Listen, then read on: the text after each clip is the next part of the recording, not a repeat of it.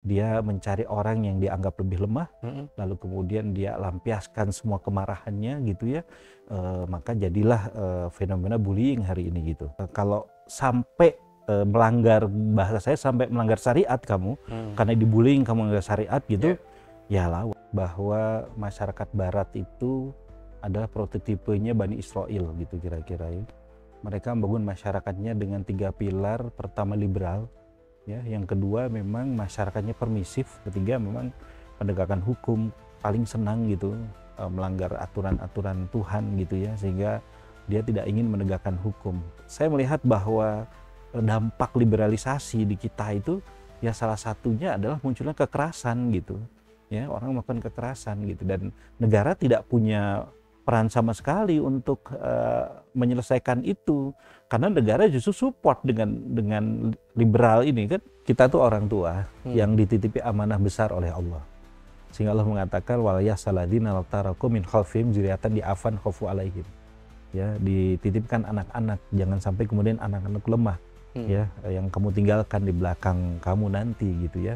Tapi sekali lagi bahwa kita nggak bisa sendirian di anak itu ya, butuh lingkungan yang kondusif, butuh negara yang melaksanakan syariat, dan PR kita bukan cuman mendidik anak itu jadi orang soleh saja, tapi membuat masyarakatnya juga jadi kondusif untuk tempat tumbuh kembang anak gitu, dan menjadikan negara ini juga mau menjalankan syariat, sehingga kita ngasih karpet merah buat anak-anak kita.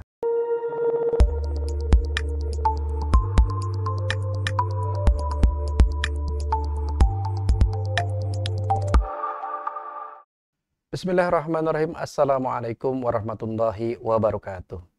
Alhamdulillahilladzi arsala rasulahu bil huda wa dinil haqq liyudhhirahu 'alad dini kulli wa kafa billahi syahida. Asyhadu an la ilaha illallah wahdahu la syarikalah wa asyhadu anna Muhammadan 'abduhu wa rasuluhu alladzi la nabiyya ba'dah. Allahumma shalli 'ala sayyidil mursalin wa imamil muttaqin wa 'ala alihi wa sahbihi ajmain. Pemirsa Raya TV ngaji ngarti ngahiji kumaha dararamang sadayana. Alhamdulillah, Masya Allah. Mudah-mudahan pemirsa Raya TV senantiasa diberikan kesehatan, lindungan, dan keberkahan dari Allah Subhanahu wa Ta'ala. Amin, amin, ya Rabbal Alamin. Pemirsa Raya TV, hari ini Raya TV kembali menyapa pemirsa dalam acara spesial interview Raya TV dalam tema perundungan, pembulian, Islam solusinya. Masya Allah. Pemirsa, di beberapa hari yang lalu kita bisa melihat di sebuah berita televisi bagaimana di sebuah kota yang namanya Blora, seorang anak SMP dibully dan ternyata itu menjadi tontonan bagi teman-temannya yang lain. Dan ternyata bukan itu saja, pemirsa.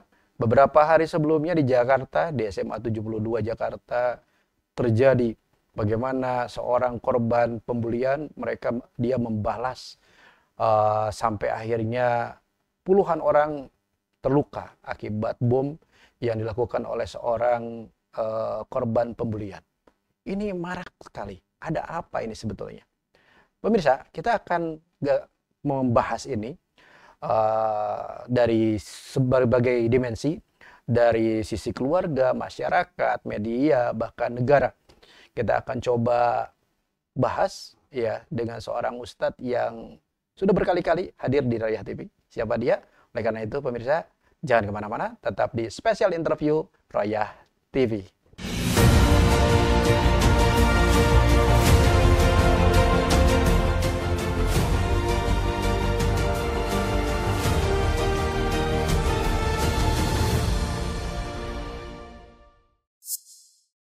Baik, pemirsa Raya TV ngaji, ngarti, ngahiji. Jangan lupa like, comment, dan share. Hari ini, sebagaimana tadi disampaikan, bahwa kita di spesial interview sedang membahas bullying semakin merajalela, Islam solusinya. Bersama siapa? Bersama dengan Ustadz Eri Taufik. Assalamualaikum Ustadz. Waalaikumsalam warahmatullahi wabarakatuh. Damang. Alhamdulillah, saya pisan. Alhamdulillah. Hatur nuhun tos tiasa ka dieu. Masyaallah. Ke Raya TV. Masyaallah. Sudah lama ya Tad ya? Iya, tidak iya. ngobrol-ngobrol. Iya. Oke. Sibuk Tad di Majelis Inspiring Al-Quran? Gitu-gitu aja lah, biasa ngisi pengajian. Masya Allah. Dari kemarin di Lembang, gitu aja. Luar biasa ya. Iya. Itu Majelis Inspiring Al-Quran tuh mad'unya ibu-ibu atau bapak-bapak atau anak muda? Boleh ceritakan, Tat? Kalau dulu karena sudah cukup lama ya kita bikin Majelis Sayang Al-Quran itu, Ya. walaupun mengalami stagnasi kita ya. Kalau dulu memang marketnya lebih ke anak-anak muda. Anak-anak muda. Tapi sekarang karena kitanya juga udah bertambah usia, mantunya juga naik tuh. Jadi Next level ya. naik level. Jadi kemarin saya ngisi reuni SMA 7 Jakarta. Wah. Angkatan 79, dibayangkan. Iyalah. Udah umurnya udah Itu 60. kebayang tuh. Udah 60 tahun ke atas gitu. Jadi waduh, Masya Allah. Itu masih reuni ya? Masih reuni, Luar biasa. masih sehat-sehat. Walaupun mereka Masya bilang Allah. gitu setiap bulan tuh ada aja yang innalillahi wa inna ilaihi raji'un. Kan bayangkan Iya. umurnya udah Betul. sekitar 65 tahunan mereka itu. Tapi semangatnya luar biasa. Jadi Allahu mereka Akbar. ngadain reuninya di Bandung gitu. Oke. Kita suka ngadain pesantren buat orang dewasa, buat lansia. Nah, akhirnya segmentasinya jadi ke sana tuh. Oke. Nah, kalau di Majelis Inspiring Al-Quran itu juga menangani masalah konsultasi keluarga dan sebagainya, Tat? Ya sebenarnya dulu sempat kita bikin parenting ya. Parenting. Tapi memang ini juga pasca Covid itu kan hampir semuanya terhenti ya. Sempat kita bikin beberapa kajian tentang parenting gitu ya, tapi karena Covid semuanya berhenti. Sekarang belum ini lagi, belum bergerak lagi kalau menurut saya. Walaupun kita sudah kerjasama juga dengan beberapa ustadz. Kita punya kajian-kajian parenting. Memang kelihatannya masyarakat kita sekarang membutuhkan kajian-kajian seperti itu ya. Betul. Sehingga memang kita terus sediakan nih Siap. kepada. Nah, ini nyambung dengan persoalan parenting ini. Berarti ini ada fenomena yang memprihatinkan, yaitu fenomena di mana ada bullying atau perundungan. Yang menjadi sasaran tentunya adalah anak-anak di sekolah, baik mulai SD, SMP, SMA, bahkan juga mahasiswa. Ya, ada yang dibully dan tidak jarang si korban bullying itu melakukan sesuatu yang tidak terduga sampai membunuh orang, bahkan juga membunuh dirinya sendiri. Ini fenomena apa sih, Tat? Tapi untuk sampaikan, apakah banyak juga yang konsultasi sama Ustaz? Sebenarnya kalau mau jujur kita ya, fenomena seperti itu kan dari dulu adanya. Dari zaman kita juga udah ada. Sudah ada. Saya dari mulai SMP, SMA, bahkan SD. Iya. Kalau bahasa Sundanya gencet-gencetan. Gencetan. Betul ya, gencetan ya kan biasa itu mah hal yang biasa.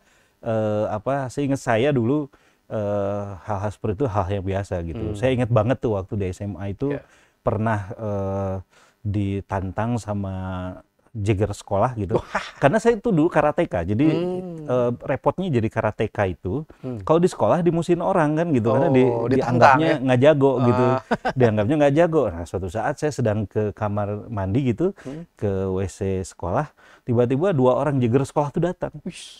Ngajak tarung betul-betul itu, betul-betul gitu. Jadi tapi ya biasa aja, selesai tarung betulan, udah selesai aja gitu. Jadi nggak sampai nggak sampai kayak sekarang ya. Mungkin sekarang menjadi pembicaraan publik, keprihatinan kita semua karena dampak yang diakibatkan dari bullying itu yang meresahkan gitu ya. Begitu kuliah juga saya pikir kita biasa ya dulu ya. Mungkin Ustadz juga pernah aktif di himpunan, ya. Himpunan juga tempatnya bullying. Senior, junior.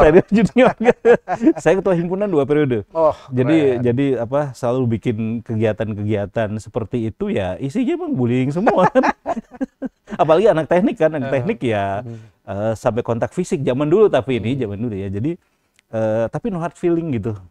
Selesai kita maafin lagi, kemudian kita sampaikan ini hanya heureuy, hanya main-main aja dan selesai lah ya. Walaupun saya ingat dulu di kampus saya tuh ada yang sampai berhenti dari kuliah. Ya, karena akibat bullying ketika ospek. Dia berhenti, mengundurkan diri gitu karena nggak kuat dengan itu ya. Ada juga yang begitu. Jadi cuman waktu itu mungkin expose media juga belum terlalu intens kayak sekarang gitu ya.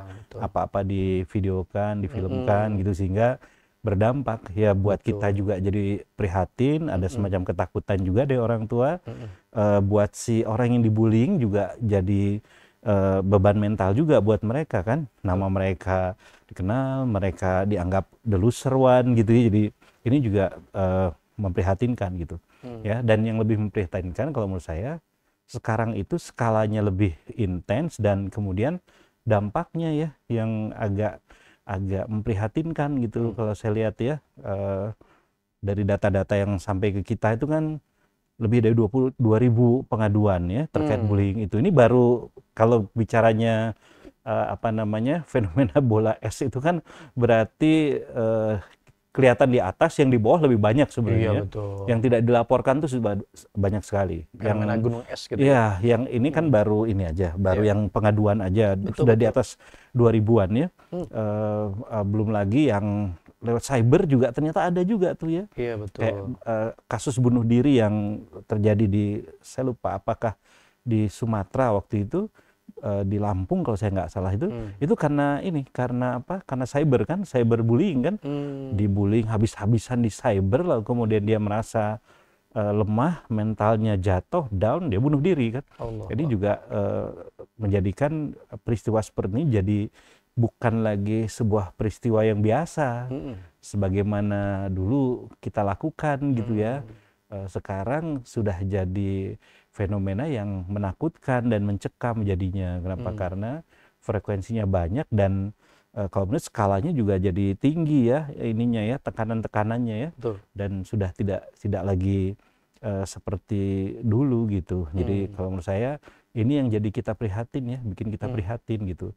Prihatinnya baik si pelaku maupun orang yang terkena bullying itu gitu. Dua aspek itu. Dua aspek ini kan, si pelaku juga nggak sederhana kan.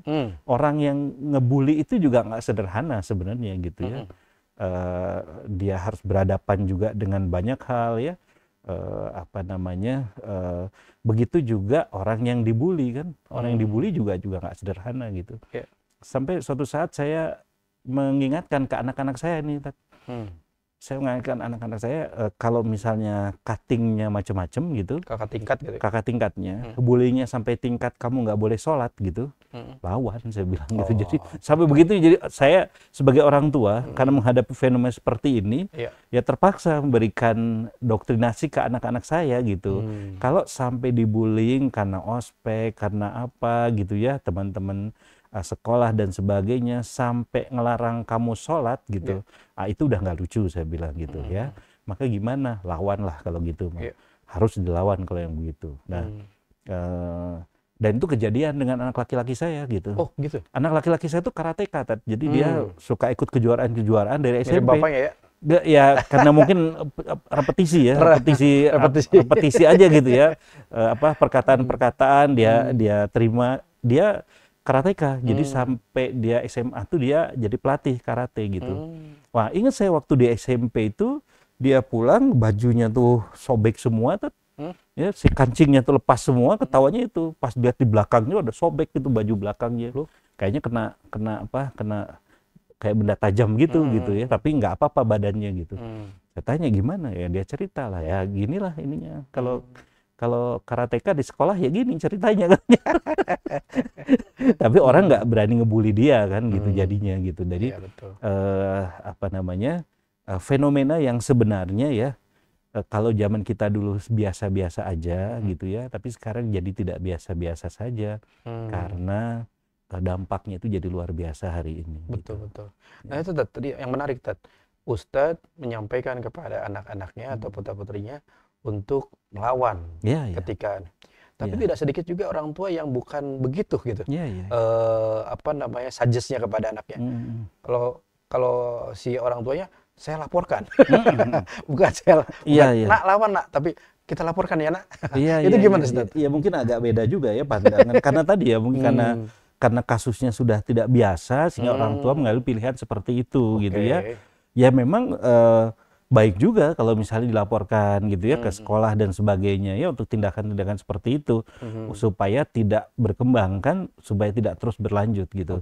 Hanya kalau saya mengambil pilihannya begitu gitu ya, daripada kamu jadi korban bullying gitu ya, kalau sampai melanggar, bahasa saya sampai melanggar syariat kamu, karena dibullying kamu melanggar syariat gitu, ya lawan gitu. Karena ternyata sekarang kan ada yang di Pradaluki itu ya, itu kan sama senior-seniornya ya diminta untuk melakukan homoseksual itu ya. Iya, betul. Lalu kemudian sampai meninggal ya. Iya, betul. Beliau itu kan tingkatannya sudah luar biasa tuh, bullying yang luar biasa itu kalau menurut saya.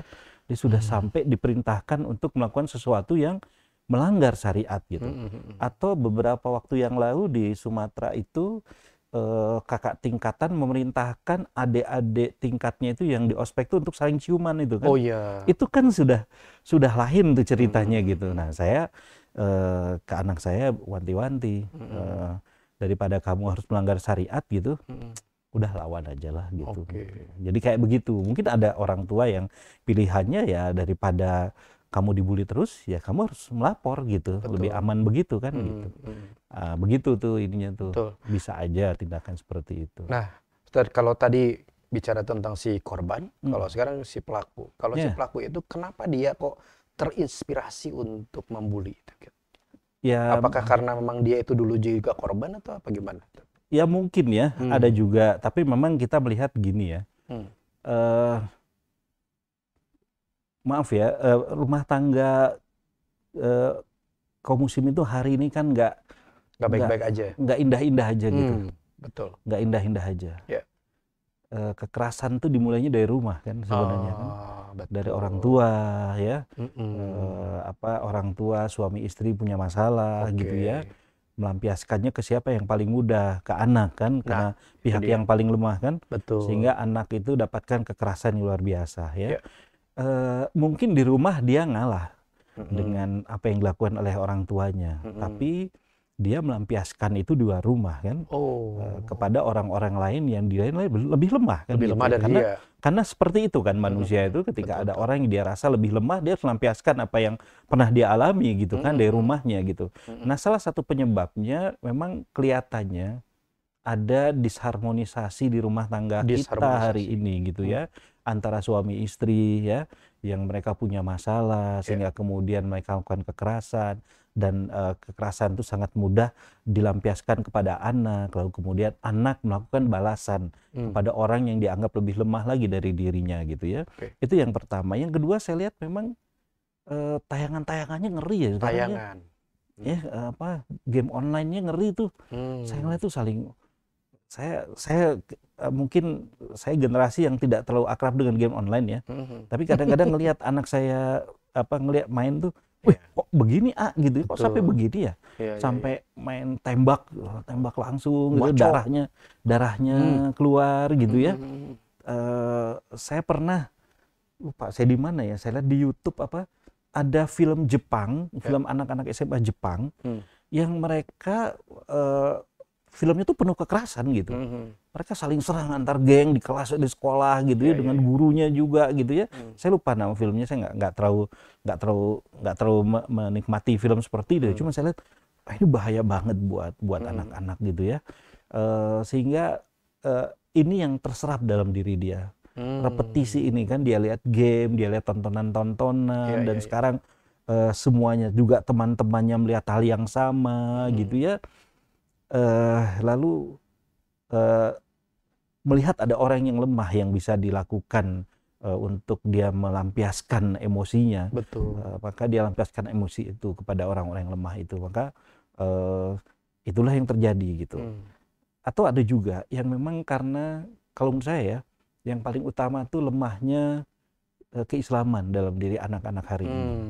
Ya, mereka sangat lemah keislamannya. Sehingga akidah itu bukan sesuatu yang tertanam kuat dalam diri mereka gitu, sehingga kemarahan itu mudah dilampiaskan dengan bentuk apapun gitu. Salah satunya adalah dengan melakukan bullying pada orang yang dianggap lebih lemah gitu. Ini yang saya lihat gitu fenomenanya gitu. Ya, jadi banyak hal sebenarnya ya yang menjadikan orang itu melakukan hal seperti itu. Dia mencari orang yang dianggap lebih lemah, lalu kemudian dia lampiaskan semua kemarahannya gitu ya, maka jadilah fenomena bullying hari ini gitu ya. Saya juga melihat generasi baru ini adalah generasi yang marah sebenarnya Oh, gimana tuh? dengan kondisi yang ada. Ya, Generasi marah. iya, mereka marah dengan kondisi yang ada. Mereka nggak dapat contoh lagi dari siapapun hari ini Oh, gitu, sehingga mengambil contoh apa yang mereka dapat saja dari tayangan dari manapun gitu ya, sehingga ini memperkuat kondisi bullying yang terjadi di tengah-tengah mereka gitu. Kalau zaman saya dulu mungkin kita ngebully itu kan pakai perhitungan ya, nggak mungkin sampai menyakiti gitu ya, nggak sampai begitu kan ya. Biasa gencet-gencetan ya gitu, tapi nggak sampai menyakiti lah kalau menurut saya.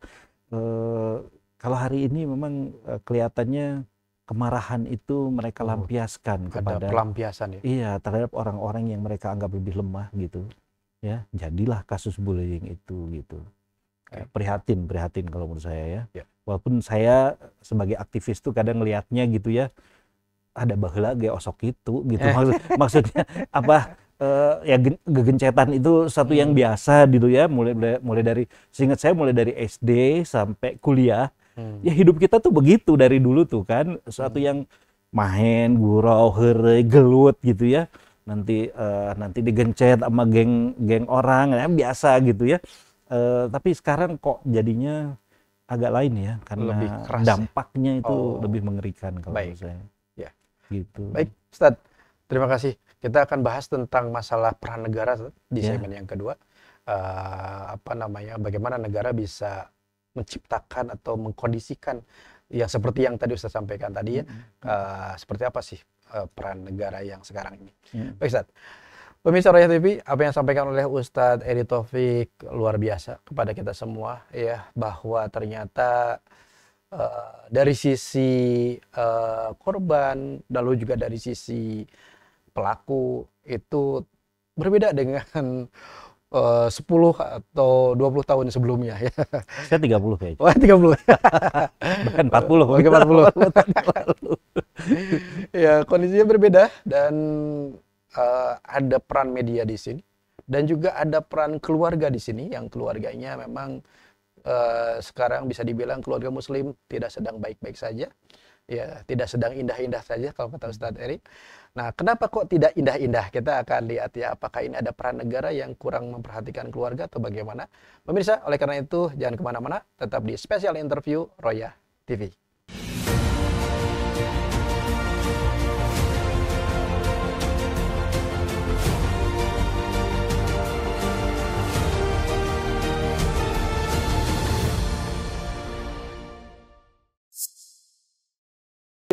Royah TV, ngaji ngerti ngahiji, jangan lupa like, comment, and share. Dan hari ini kita sedang membahas tentang bullying merajalela, Islam solusinya, bersama dengan Ustadz Eri Taufik.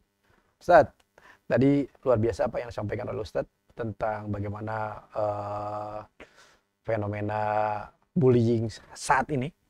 Ada kondisi keluarga yang tidak sedang baik-baik saja, dan juga ada kondisi media yang juga turut memberikan contoh kepada siapapun yang melampiaskan kemarahannya itu, sehingga kayak gini nih caranya melampiaskan tuh, akhirnya dicontoh. Nah, Ustadz, ini saya ingin kita akan membahas tentang peran negara. Ya, apakah negara itu juga memberikan kontribusi kepada masyarakatnya sehingga membuat keluarga itu jadi tidak indah-indah saja? Tafadhol, Ustadz. Ya, tentu ya. Tentu. Dalam Islam, negara itu memegang peran yang sangat besar ya untuk membangun masyarakatnya gitu ya. Khutbah Jumat saya tadi adalah bahwa masyarakat Barat itu adalah prototipenya Bani Israel gitu kira-kira ya. Mereka membangun masyarakatnya dengan 3 pilar. Pertama, liberal ya, secara pribadi itu liberal gitu ya. Semuanya serba ingin bebas. Ketika kebebasannya dibatasi oleh orang lain, dia akan marah gitu ya. Yang kedua, memang masyarakatnya permisif. Ya. Contoh Blora itu kan kelihatan banget permisifnya ya. Udah anak habis dibully gitu malah ditonton sama teman-temannya gitu kan, mengerikan banget gitu ya. Kalau menurut saya cyber bullying juga terjadi seperti itu, karena di WA group kan saling hinanya di WA group, satu orang dihabisin betul-betul gitu oleh banyak orang gitu ya. Ini menunjukkan permisif, bahkan orang nggak ingin mencegah ya, bahkan happy dengan kondisi itu ya, karena bisa melampiaskan kemarahan juga. Yang ketiga memang penegakan hukum, Yahudi ini memang paling senang gitu melanggar aturan-aturan Tuhan gitu ya, sehingga dia tidak ingin menegakkan hukum. Sehingga kemudian yang terjadi itulah masyarakatnya sekuler kan gitu ya, menolak hukum-hukum Tuhan ditegakkan. Nah, kalau menurut saya justru dalam Islam itu peran negara itu adalah membangun 3 pilar ini gitu. Dalam individunya harus bertakwa orang-orangnya, masyarakatnya harus kondusif, saling mengingatkan, dan negara jadi tempat untuk penerapan hukum, aturan gitu. Nah, kalau ini dijalankan, tentu kita akan dapatkan kondisi yang ideal kan. Di rumah orang itu merasakan keindahannya takwa gitu ya. Di tengah-tengah masyarakat juga yang muncul itu adalah kesolehan-kesolehan gitu. Dan kemudian ketika ada pelanggaran hukum, ada bullying dan sebagainya, maka diterapkan hukum. Kan ini menarik kalau menurut saya gitu ya. Tapi inilah yang tidak terjadi hari ini. Tidak gitu. terjadi. Negara tuh justru membangun sebuah masyarakatnya sebagaimana orang-orang Yahudi membangun masyarakatnya hari ini gitu. Ide-ide liberal itu luar biasa ya. Saya nggak tahu apakah ini termasuk pada bullying atau vandalisme. Tapi kemarin ada ustadz yang nyiumin anak-anak kecil gitu ya. Bahkan bibirnya diciumin anak-anak kecil itu gitu. Dengan alasan bahwa ini tuh kayak Rasulullah gitu, nyiumin anak kecil gitu.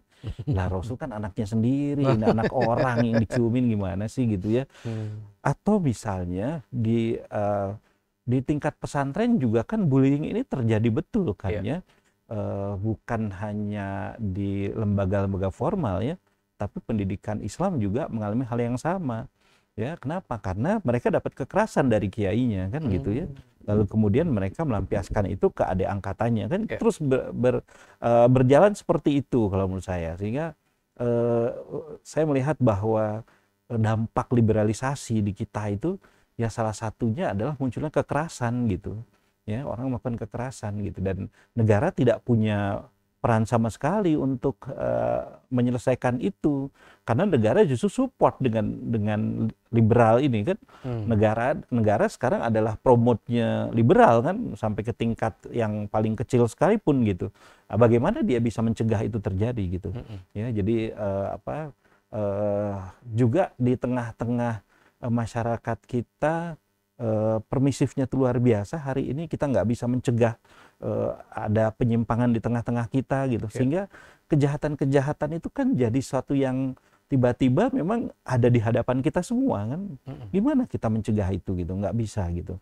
Ya, sehingga kalau menurut saya negara ini perannya jadi sentral hari ini, mengembalikan fungsi dan peran negara ya untuk membangun lagi masyarakatnya gitu. Ya, bukan hanya persoalan bullying kalau menurut saya, juga persoalan yang lain gitu ya. Karena kemarin kita juga baru ada kasus juga di Pasopati ya kemarin ya. Anak 19 tahun itu yang bunuh diri juga di situ ya. Juga di Gunadarma STIE di Jalan Suci itu. Kemarin itu juga kan gitu kan, ternyata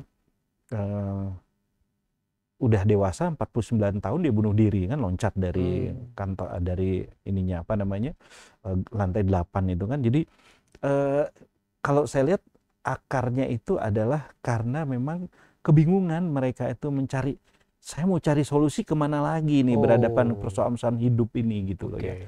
Mau gimana lagi ini ya. Dan di tingkat keluarga kan juga luar biasa hari ini ya. Istri membunuh suami, suami membunuh istrinya gitu ya. Anak-anak jadi korban dan sebagainya, dan negara nggak pernah hadir untuk menyelesaikan itu sebenarnya gitu. Nggak pernah punya peranan untuk bagaimana membangun lagi rumah tangga yang harmonis gitu. Lagi mana membangun rumah tangga yang harmonis sementara dibiarkan liberal, orang tuh rumah tangga tuh jadi rumah tangga liberal gitu. Jadi kalau menurut saya hari ini ya negara tuh nggak berperan gitu. Kalau dalam bahasa Islam tuh wujuduhu keadamihi gitu. Keberadaannya seperti ketiadaannya hari ini gitu. Betul. Ya, membangun ketakwaan juga sudah tidak, ya. Membangun kontrol sosial masyarakat juga enggak gitu. Penegakan hukum apalagi? Kan sama sekali enggak gitu. Ya. Sedih kita kemarin ketika kasus tabrakan di Surabaya itu, yang dilakukan oleh remaja itu, ternyata remajanya hanya dihukum 4 tahun kan.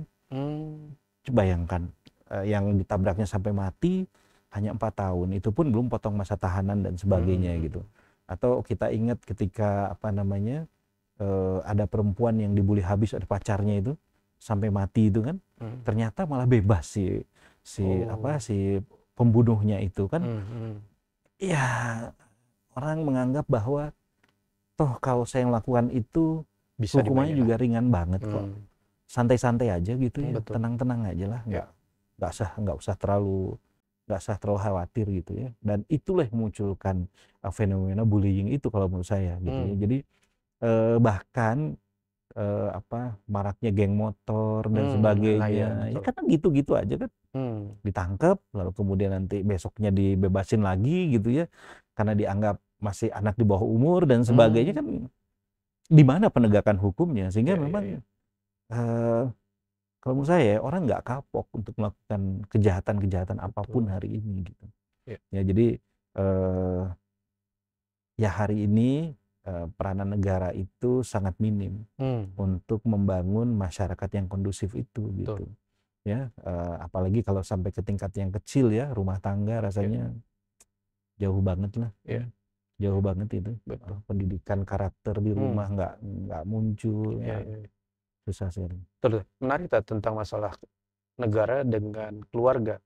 Nah, apakah negara itu juga berkontribusi kepada keluarga yang menjadi tadi ada kekerasan di keluarga karena akibat negara itu memang misalkan menciptakan kondisi ekonomi yang begitu carut-marutnya sehingga si keluarga itu sudah lebih fokus kepada gimana cara hidup, cara cari penghasilan, istri suami kerja, anak terlantar, seperti itu. Ya tentu saja ya. Saya lihat kasus ngebom di SMA 72 itu kan fenomena yang menarik tuh. Gimana tuh? Ya, ibunya tuh TKW kan di Malaysia. TKW. Dia keluarga broken home. Ayahnya tuh merawat dia sendiri gitu. Sehingga dia memang hidup sendiri saja. Ayahnya sibuk nyari nafkah gitu ya. Betul. Dia memang betul-betul dalam rumah tangga tuh sendiri saja gitu. Bagaimana dengan imajinasinya, lalu kemudian dia karena terlalu lama bullying lalu marah gitu, mencari cara kan gimana caranya melakukan balas dendam kan sampai seperti itu. Ini menunjukkan bahwa memang negara itu menjadi pokok sentral ketika terjadinya kekerasan di dalam rumah tangga gitu. Ya, dan hari ini kita juga bisa merasakan hal yang sama kan gitu. Betul. Ya.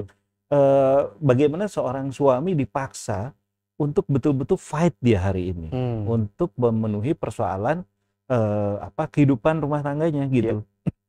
Jadi boro-boro berpikir tentang karakter building buat anak-anak. Jangankan dia berpikir tentang bagaimana membangun kualitas anak-anak saya. Dia bisa saya kasih makan aja udah untung kan gitu. Jadi sampai seperti itu kan hari ini tuh. Dan banyak kalau kita lihat fenomena seperti itu. Betul.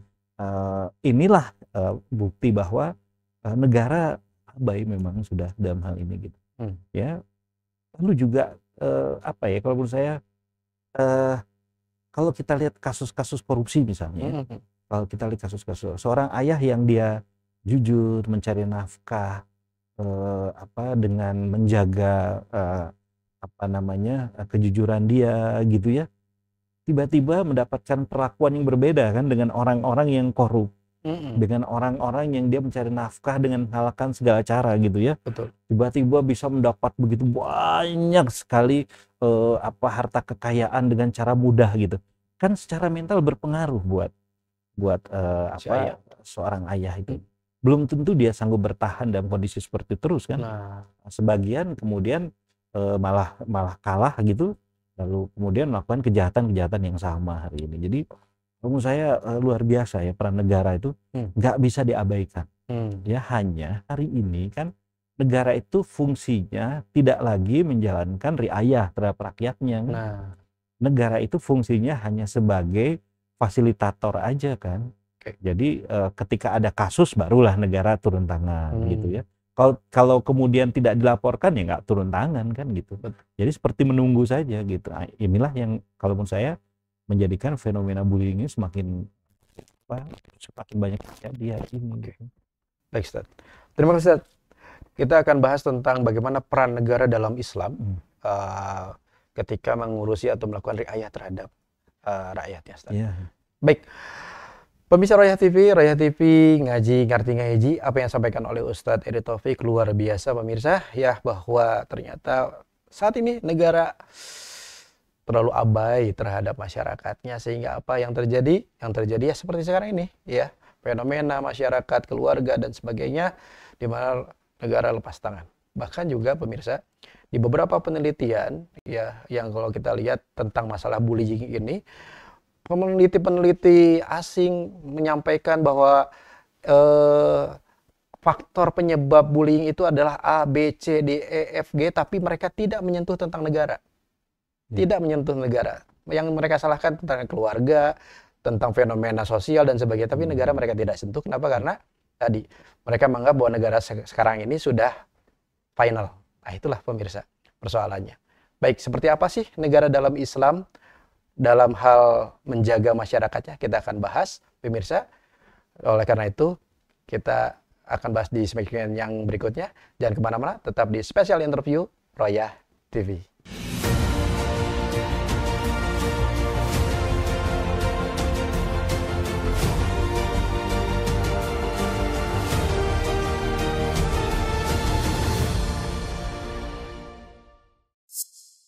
Baik, pemirsa Royah TV ngaji, ngerti, ngahiji. Jangan lupa like, comment, and share. Hari ini kita sedang membahas tentang bullying merajalela, Islam solusinya. Bersama dengan Ustadz Eri Taufik.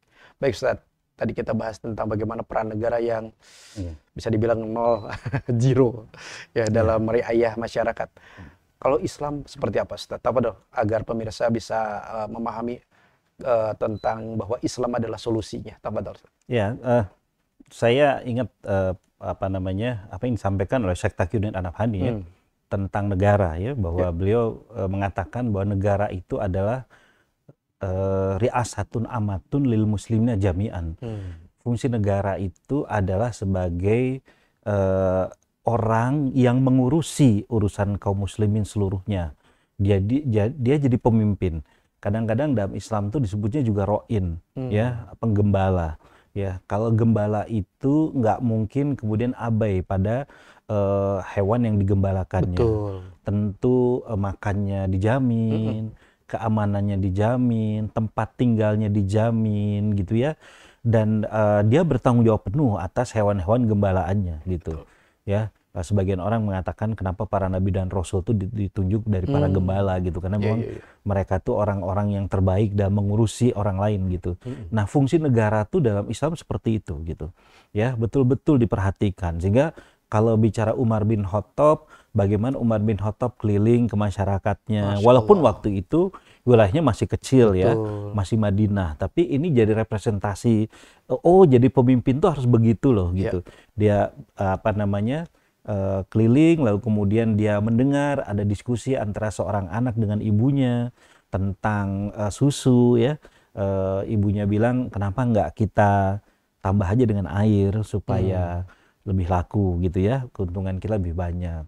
Anak tuh nggak mau, gitu. Kemudian ibunya mengatakan, jangan takut, Umar bin Khattab nggak dengerin ini kok, gitu. Cuman anaknya mengatakan bahwa Umar mungkin nggak dengar, tapi di mana Allah. Ini kan luar biasa, ya. Kalau menurut saya episode-episode kecil sebenarnya yang ada di dalam Hasanah Islam ini menunjukkan bahwa negara sampai hadir sampai tingkat seperti itu, gitu ya. Bahkan sampai orang nyampur susu aja, ya, negara tuh tahu, gitu loh, ya.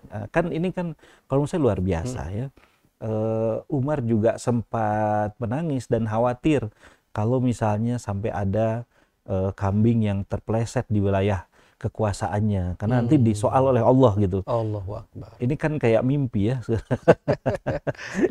Kapan lagi ada yang kayak gini? Kayak dunia mimpi, padahal enggak. Kan Umar kan orang biasa saja. Umar bukan nabi. Umar bukan nabi padahal, ya, tapi dia bisa melakukan itu, gitu.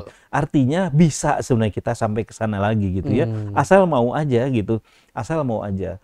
Ya, kadang-kadang pemimpin ini juga disebut junah, kan? Tameng, ya, perisai, di mana orang berperang dan kemudian mentaatinya, kan? ini kan luar biasa. Negara menjaga banget keamanan masyarakatnya kan, berarti kalau ada kasus-kasus bullying dan sebagainya, negara turun tangan tuh nyelesaikan itu secara tuntas kan, bukan hanya fenomenanya aja yang diselesaikan, tapi dicari akar masalahnya apa kan gitu. Kan ini yang luar biasa ya. Sehingga kita dengar kasus yang masyhur bagaimana ada seorang perempuan di wilayah Umuriyah dibullying oleh orang Yahudi gitu, sehingga khalifah sampai mengutus 30.000 pasukan gitu kan. Ini kan kalau kita bicara ini kadang-kadang orang bilang ngehayal lu gitu. Gimana satu orang perempuan diselamatin oleh 30.000 pasukan kan. Tapi ini kan nyata pernah dilakukan oleh seorang Umar bin Khattab gitu. Ya hari ini kan nggak seperti itu. Jadi kalau menurut saya fungsi negara itu memang harus dikembalikan ya, sebagaimana disampaikan oleh Syekh Taqiyuddin An-Nabhani tadi, bahwa negara itu adalah ri'asatun amatun lil muslimina jami'an gitu ya. Lalu kemudian litatbiki wa litanfisi ahkami syari Islam, untuk menerapkan dan melaksanakan dan menerapkan hukum syariat Islam kan. Sehingga negara itu betul-betul menjalankan fungsinya apa? Menjaga supaya syariat Islam itu tetap eksis di tengah-tengah masyarakatnya. Dan ketika ada pelanggaran terhadap syariat Islam, berarti ada sanksi yang ditegakkan oleh negara. Kalau menurut saya menarik gitu ya. Sebagian orang menganggap ngeri, kalau negara ngerinya di mana gitu ya. Sementara kalau kita baik, kalau kita jujur, kalau kita soleh, kan justru diuntungkan kan dengan itu. Ya, karena itu dalam Islam memang yang ingin dimunculkan itu adalah orang-orang solehnya. Jadi jangan sampai nanti orang-orang soleh kehilangan tempat gitu. Justru yang muncul itu adalah orang-orang jahatnya kan. Ya, mungkin hari ini ya, maaf ya, hari ini saya lihat gitu. Kok bisa ya gitu banget gitu ya. Kok orang-orang jahat tiba-tiba memimpin gitu ya. Diberikan kepercayaan penuh gitu untuk memimpin masyarakatnya. Terus mau gimana masyarakatnya? Sementara contohnya dia orang-orang seperti itu gitu. Jadi ini yang terjadi hari ini gitu ya. Kalau dalam Islam kan nggak seperti itu. Yang ingin dimunculkan itu adalah ketaatan, kesolehan ya. Representasinya kan harusnya seperti itu gitu ya. Lalu kemudian definisinya dikatakan wahamul dakwah Islam ilal alam. Dia mengemban dakwah Islam ke seluruh penjuru dunia. Jadi negara itu menjalankan fungsi dakwah. Dakwahnya ke dalam itu penerapan syariat Islam, kalau keluar tentu saja dakwahnya adalah menyebarluaskan Islam. Jadi saya lihat dengan definisi itu sebenarnya kalau kita mau kembalikan lagi hari ini, negara itu fungsinya seperti itu, saya pikir kasus-kasus bullying atau kemudian hari ini ya disharmonisasi rumah tangga gitu ya, bisa kita minimalisir gitu loh setidaknya. Nggak kemudian terus berkelindahan seperti ini gitu ya. Saya tuh agak khawatir tuh Ustadz ya, ketika terjadi pengoboman di SMP 72 itu ya, SMA 72 Jakarta ya, yang melakukan pengeboman itu adalah anak yang dibullying. Dia belajar sendiri cara ngerakit bom dan sebagainya. Mudah sekarang ya? Iya, sekarang mudah ternyata. Orang bisa dapat langsung kan.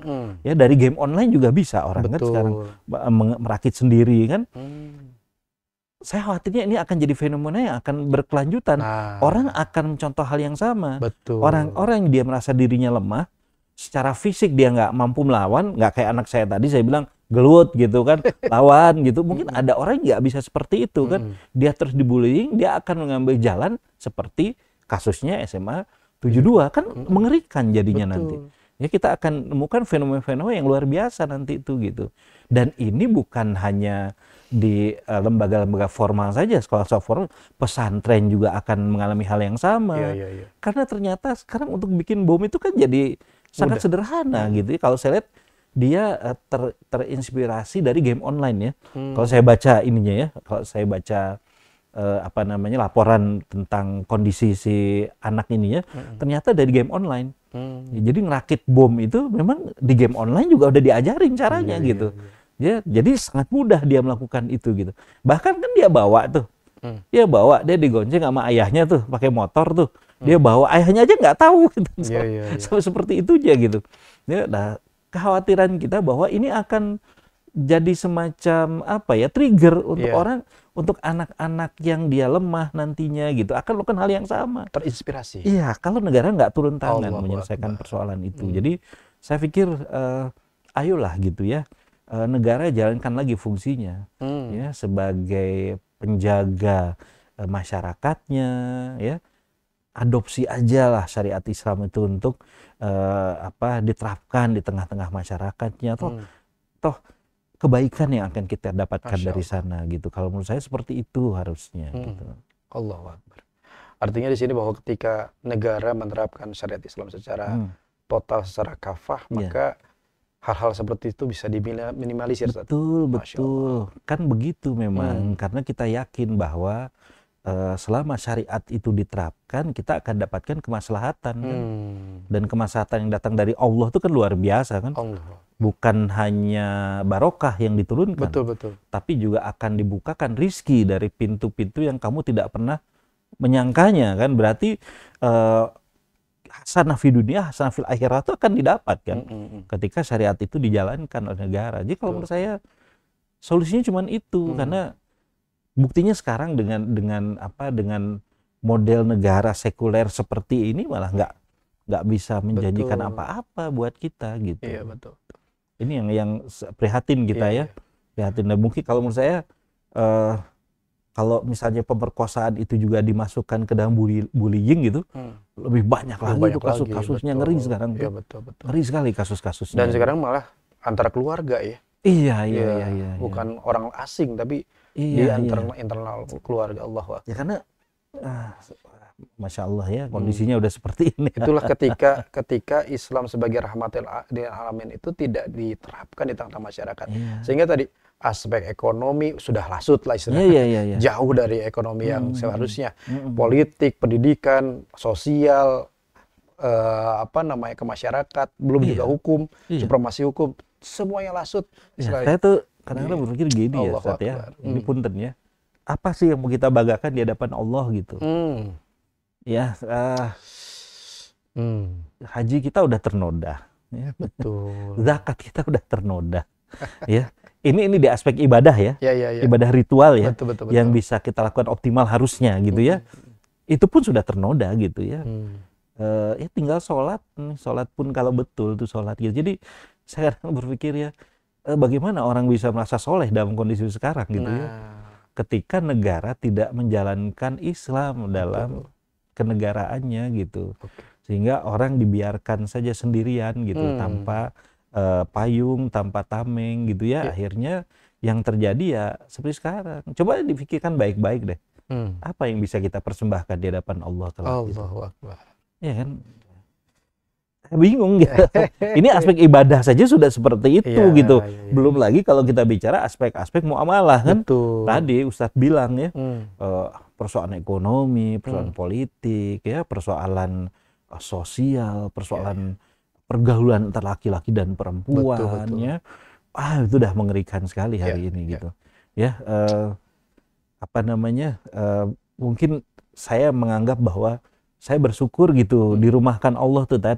Dirumahkan Allah tuh artinya nggak banyak keluyuran, nggak banyak kelayapan malam gitu ya. Dengan semua cara Allah merumahkan saya gitu ya. Saya bersyukur betul gitu ya. Kebayang orang yang sekarang setiap hari nongkrong di kafe, di situ ada perempuan, di situ sudah beratnya luar biasa tuh hidup seperti itu tuh. Ya, jadi mudah-mudahan nih ngobrol-ngobrol seperti ini didengarlah oleh para pemegang kebijakan itu ya. Siap. Dan sehingga yang ingin kita sampaikan itu adalah bahwa melaksanakan syariat Islam itu nggak pernah ada ruginya sebenarnya. Betul sekali. Kebaikan yang kita dapatkan di sana. Baik. Itu kira-kira. Baik Ustadz, nampaknya waktu kita sampai di sini. Kita tidak terasa ini ya. Ustadz, boleh sampaikan kepada pemirsa closing statement Ustadz, sehingga pemirsa bisa semakin yakin dengan apa yang kita bahas pada hari ini. Tafadhol Ustadz. Iya, kita tuh orang tua yang dititipi amanah besar oleh Allah. Sehingga Allah mengatakan wal yasaladina lataraku min khalfihim dzurriatan di'afan khafu alaihim. Ya, dititipkan anak-anak, jangan sampai kemudian anak-anak lemah ya, yang kamu tinggalkan di belakang kamu nanti gitu ya. Tapi sekali lagi bahwa kita nggak bisa sendirian di anak itu. Ya, butuh lingkungan yang kondusif, butuh negara yang melaksanakan syariat, dan PR kita bukan cuman mendidik anak itu jadi orang soleh saja, tapi membuat masyarakatnya juga jadi kondusif untuk tempat tumbuh kembang anak gitu. dan menjadikan negara ini juga mau menjalankan syariat, sehingga kita ngasih karpet merah buat anak-anak kita. Karena kalau enggak, ya mungkin kondisi akan lebih buruk dari hari ini. Nauzubillah min dzalik, summa nauzubillah. Baik, terima kasih Ustadz. Masya Allah, luar biasa. Pemirsa Royah TV, luar biasa yang disampaikan oleh Ustadz Eri Taufik. Daging semua. Ya, silakan share. Bagi apa? Sebagai upaya kita mengedukasi saudara-saudara kita.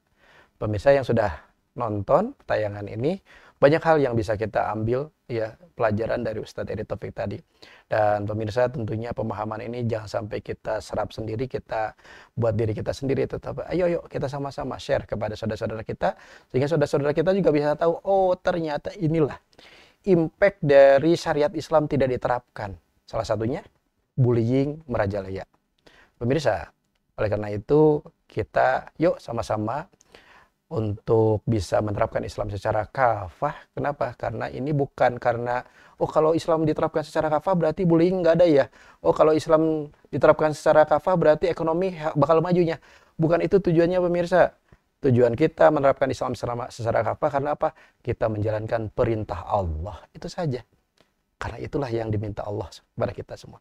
Allah sudah berikan kepada kita Al-Quran, As-Sunnah untuk kita jalankan. Dan kita punya kewajiban untuk itu. Yuk pemirsa, jangan sampai tadi yang Ustadz Eri Taufik sampaikan, kita berbangga, apa yang bisa kita banggakan di hadapan Allah nanti, kalau bukan menjalankan Islam secara kafah. Saya, Ponsen Sidu Prawito bersama kerabat kerja Royah TV, mohon undur diri. Ustadz Eri Taufik, terima kasih. Jazakallahu khair. Mudah-mudahan menjadi amal soleh buat Ustadz dan keluarga. Ya, mari kita tutup dengan doa kifaratul majelis. Subhanakallahumma bihamdika asyhadu an la ilaha illa anta astaghfiruka wa atubu ilaik. Bila taufik wa hidayah, wassalamualaikum warahmatullahi wabarakatuh. Waalaikumsalam.